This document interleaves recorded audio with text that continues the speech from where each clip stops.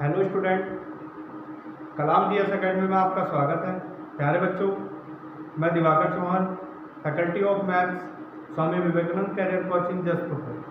प्यारे बच्चों, अभी तक हम पढ़ रहे थे नंबर सिस्टम, और नंबर सिस्टम में प्यारे बच्चों सबसे पहले हमने संख्याओं का वर्गीकरण पढ़ा।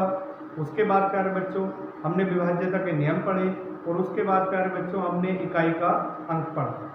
तो आज हम नया चैप्टर स्टार्ट कर रहे हैं जिसका नाम है फैक्टर थ्योरम। प्यारे बच्चों, यहाँ से हमसे क्वेश्चन आसानी से पूछ लेता है, और ये क्वेश्चन बहुत ही हमारा इजीली क्वेश्चन है। अगर यहाँ से हमसे कोई भी क्वेश्चन पूछता है तो समझ लो वो फ्री का नंबर हमारे लिए होता है। तो प्यारे बच्चों स्टार्ट करते हैं फैक्टर थ्योरम, गुणनखंड प्रमेय। तो प्यारे बच्चों आखिर हम गुणनखंड किसे कहते हैं? तो प्यारे बच्चों यदि किसी संख्या को मैं किसी संख्या से भाग करता हूं और वो पूरी तरह विभाजित हो जाती है, तो वह भाजक संख्या जो होगी वो उसका गुणनखंड होगी। मतलब प्यारे बच्चों कि कोई संख्या अगर जिससे वह पूरी तरह विभाजित हो जाएगी वे सब उसके गुणनखंड होंगे। जैसे प्यारे बच्चों अगर मैं 100 की बात करूं तो 100 हमारा 1 से भी विभाजित होगा, 2 से भी विभाजित होगा, 4 से भी विभाजित होगा, 5 से भी विभाजित होगा, डॉट डॉट डॉट, और 100 से भी विभाजित होगा। तो प्यारे बच्चों ये जो सारे नंबर हैं ये 100 के क्या होंगे? गुणनखंड होंगे। प्यारे बच्चों इसमें हमसे सबसे पहले क्या पूछता है कि इसमें कुल कितने गुणनखंड होंगे।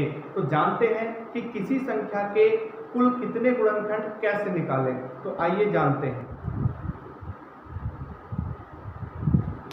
तो हमें हमेशा एक बात ध्यान रखनी है, जैसे अगर मैं 100 के फैक्टर करता हूँ तो 100 के कुछ इस तरीके से हम फैक्टर कर लेंगे कि ये 2 से काटेंगे तो प्यारे बच्चों यहाँ ये बनेगा 50 बार, फिर 2 से काटेंगे तो बनेगा 25 बार, फिर 5 से काटेंगे तो ये बनेगा 5, फिर 5 से काटेंगे तो ये बनेगा 1। तो यहाँ जो हमारे 100 के फैक्टर आए वो हमारे क्या है कि जो 2 आया है वो 2 बार आया है, और जो 5 आया है बच्चों वो कितनी बार आया है? वो भी 2 बार आया है। तो प्यारे बच्चों अगर मुझे यहाँ कुल गुणनखंड निकालने हो, इनकी जो घात है उसको 1 बढ़ा देंगे। तो अगर मैं इसकी घात बढ़ाता हूं तो ये हो जाएगा हमारा 2 + 1 मतलब 3, और इसकी घात को भी 1 बढ़ा दो तो ये बनेगा 2 + 1 = 3, और इन दोनों को जब जोड़ने के बाद प्यारे बच्चों इनकी क्या कर दो? गुणा। तो ये बनेगा 3 × 3 = 9। तो जो 100 के फुल फैक्टर होंगे वो हमारे कितने होंगे? 9 होंगे। प्यारे बच्चों इस बात को हम और जानते हैं कि मान लो हमसे कहा गया कि 1300 के कुल गुणनखंड ज्ञात कीजिए। 1300 के कुल गुणनखंड ज्ञात कीजिए। मैंने 1300 को कुल फैक्टराइज किया। तो प्यारे बच्चों अब हम इस विधि को नहीं अपनाएंगे, तो फिर किस तरीके से करेंगे? तो हमने इस 1300 को सबसे पहले 13 और 100 में तोड़ लिया। अब इस 100 को भी हम तोड़ेंगे 25 × 4 में। तो बच्चों अब इस 13 को तो हम और तोड़ नहीं सकते, लेकिन 25 को तोड़ सकता हूँ मैं 5 × 5, और 4 को तोड़ सकते हैं हम 2 × 2 में। तो यहाँ से हमारा जो बना कि 13 के कितने गुणनखंड है? तो 13 का केवल एक ही गुणज है। 5 की बात करूं तो बच्चों 5 के कितने गुणज हैं? तो 5 के हमारे पास 2 हैं। 2 के कितने गुणज हैं? तो 2 के भी हमारे पास 2 गुणज हैं। तो अगर मुझे कुल गुणनखंड निकालने हैं तो हम इनकी घात को 1-1 बढ़ा देंगे। तो 2 को 1 बढ़ाऊंगा 3, बीच में गुणा, इसे भी 1 बढ़ाऊंगा 3, और इसे 1 बढ़ाऊंगा तो हो जाएगा 2। तो ये बनेगा 3 × 6 = 12। तो प्यारे बच्चों 1300 के जो कुल गुणनखंड होंगे वो हमारे 12 आ रहे होंगे। प्यारे बच्चों आशा कर रहा हूं कि चीजें आपको समझ में आ रही होंगी। अगर हम और बात करें कि मान लो मुझे 2700 के कुल गुणनखंड निकालने हैं, तो 2700 को हम फैक्टराइज करेंगे। मैंने इसे तोड़ा 27 × 100 में। अब 27 को मैंने तोड़ लिया 3 × 3 × 3 में। 100 को तोड़ लिया मैंने 5 × 5 × 2 × 2 में। तो बच्चों इसका 2700 के जो हमारे फैक्टर होंगे वो ये बन रहे होंगे। अब मुझे निकालने हैं कुल गुणनखंड। तो कुल गुणनखंड निकालने के लिए सबसे पहले मैं इन्हें घात में करके लिख देता हूं। तो यहाँ 2 के कितने गुणन हैं? तो 2 यहाँ 2 बार आया है। 3 कितनी बार आया है बच्चों? तो 3 आया है यहाँ 3 बार। अगर मैं 5 की बात करूं तो 5 कितनी बार आया है? तो 5 भी यहाँ आया है 2 बार। अब कुल गुणनखंड निकालने के लिए हम प्रत्येक की पावर को एक एक बढ़ा देंगे। तो 2 को 1 बढ़ाओगे तो 3, 3 को 1 बढ़ाओगे तो 4, और ये बन रहा होगा 2 को 1 बढ़ाओगे तो 3, तो बन रहा होगा 4 तिया 12 तिया 36। तो प्यारे बच्चों, आशा कर रहा हूं कि ये चीजें आपको समझ में आ गई होंगी। तो अब हम जानते हैं कि किसी संख्या के सम गुणनखंड कैसे निकालते हैं और विषम गुणनखंड कैसे निकालते हैं। मान लो मुझसे कहा गया कि 1700 के विषम गुणनखंड ज्ञात कीजिए। 1700 के कुल विषम गुणनखंड ज्ञात कीजिए। तो मैंने 1700 को फैक्टराइज करना शुरू किया। तो यहाँ फैक्टराइज करूंगा तो मैंने 1700 और गुणा 100 में इसे तोड़ा। 17 तो टूटेगा नहीं, तो 17 गुणा 100 को तोड़ा। प्यारे बच्चों, मैंने 5 गुणा 5 गुणा 2 गुणा 2 में। तो अब इसे मैंने घात के रूप में लिख लिया। तो 2 की पावर यहाँ बनेगा 2 गुणा 5 की पावर बनेगा यहाँ भी 2, और 17 की पावर कितना बन रहा होगा? 1 बन रहा होगा। अगर मुझसे कहा जाए कि कुल गुणनखंड कितने होंगे, अगर मुझसे कहा जाए कि कुल गुणनखंड कितने होंगे, तो हम सबको पावर को 1 1 बढ़ा देंगे। तो 2 को 1 बढ़ाऊंगा तो 3 बन रहा होगा। यहाँ भी 2 को 1 बढ़ाओगे तो 3 बनेगा, और यहाँ 1 को 1 बढ़ाओगे तो 2 हो जाएगा। तो ये भी बन रहा होगा 3 तिया 9 दूनी 18। तो प्यारे बच्चों, यहाँ हमारे जो कुल गुणनखंड बन रहे होंगे वो 18 बन रहे होंगे। अगर मैं बात करूं विषम गुणनखंड की, तो विषम गुणनखंड निकालने के लिए केवल मैं विषम संख्याओं की पावर को 1 बढ़ाऊंगा। जैसे 2 क्या है? हमारा सम है, तो इसकी पावर को हम छोड़ देंगे। लेकिन अगर विषम गुणनखंड निकालने हैं तो विषम संख्या की पावर को बढ़ा के गुणा कर दो। जैसे यहाँ विषम क्या है? 5 है, तो 5 का विषम क्या था? 2, तो 2 को 1 बढ़ा के प्यारे बच्चों कितना आया? 3। अब 17 की पावर कितनी है? 1 है, तो 1 को भी बढ़ा दिया, कितना होया? 2। तो यहाँ पे बन रहा होगा हमारा 3 दूनी 6। तो 1700 के जो विषम गुणनखंड होंगे वो बच्चों कितने होंगे? तो वो होंगे हमारे 6।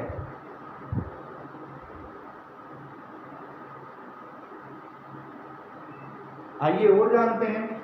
हमसे कहा गया 49,000 के कुल कितने विषम गुणनखंड होंगे। तो बच्चों, मैंने इसे तोड़ा 49 और गुणा 1000 में। फिर मैंने इसे तोड़ लिया 49 को 7 गुणा 7 में तोड़ लिया। 1000 को बच्चों मैंने तोड़ लिया 100 गुणा 10 में।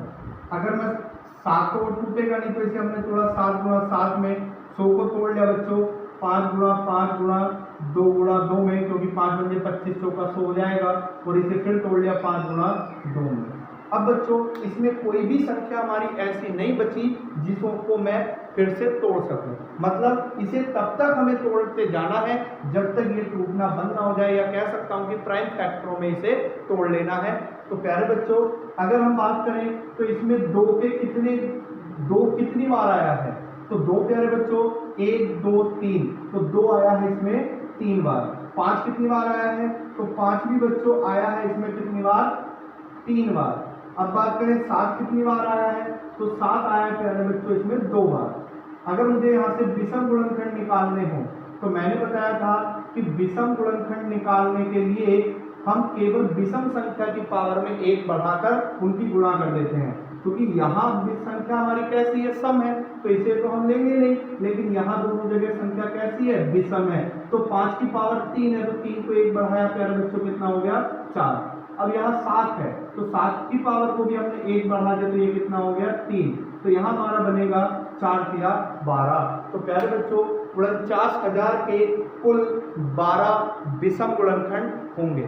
तो प्यारे बच्चों, आशा कर रहा हूँ कि चीजें आपको समझ में आ रही होंगी। आइए आगे चलते हैं। बच्चों, मुझसे कहा गया कि 1250 के कुल कितने सम गुणनखंड होंगे। तो ध्यान रखना कि 1250 के सम गुणनखंड हमसे पूछे गए हैं। तो सबसे पहले मैंने इसे तोड़ लिया, मैंने इसे तोड़ा कि 125 गुणा 10 में। अब 125 को मैं तोड़ लूंगा 5 गुणा 5 गुणा 5 में, और 10 को मैं तोड़ूंगा 5 गुणा 2 में। तो बच्चों यहाँ पे 5 कितनी बार आया है, तो 5 आया है यहाँ पे कितनी बार, 4 बार। 2 कितनी बार आया है, तो 2 आया है बच्चों यहाँ पे कितनी बार, 1 बार। अगर मुझसे कहा जाए कि कुल गुणनखंड कितने होंगे, कुल गुणनखंड कितने होंगे, तो प्यारे बच्चों यहाँ हम प्रत्येक की पावर को 1 बढ़ा देंगे और गुणा कर देंगे। तो 4 में 1 बढ़ाऊंगा 5 और 1 में 1 बढ़ाऊंगा तो 2। तो हमारे यहाँ से जो कुल गुणनखंड आ रहे होंगे वो आ रहे होंगे हमारे पास 10। अगर मुझसे कहा जाए कि विषम गुणनखंड कितने होंगे, तो विषम गुणनखंड के लिए मैंने बताया था कि केवल विषम संख्या की पावर को बढ़ाओ। तो 5 कैसा है, विषम है, तो विषम की पावर कितनी है, 4। तो 4 पे 1 बढ़ा दिया, कितना आया, 5। अब बच्चों यहाँ पे हमारा जो और कोई संख्या विषम नहीं है तो इसे ऐसे ही छोड़ देंगे। मुझसे कहा गया कि सम गुणनखंड कितने होंगे, तो प्यारे बच्चों सम गुणनखंड निकालने के लिए हम हमेशा अपनाएंगे कि कुल गुणनखंड माइनस विषम गुणनखंड। तो प्यारे बच्चों कुल गुणनखंड कितने थे, 10 माइनस सम विषम गुणनखंड कितने थे, 5। तो सम गुणनखंड कितना है, 10 माइनस 5, और अगर बच्चों हमारे पास जो सम गुणनखंड आ रहे होंगे वो आ रहे होंगे हमारे पास 5। तो प्यारे बच्चों हमेशा ध्यान रखना कि यहाँ हमारे आधे सम है और आधे विषम है, लेकिन हर जगह ऐसा नहीं होता। हमेशा सम गुणनखंड निकालने के लिए मुझे कुल गुणनखंड माइनस विषम गुणनखंड को ही अपनाना होगा। तो आइए और जानते हैं।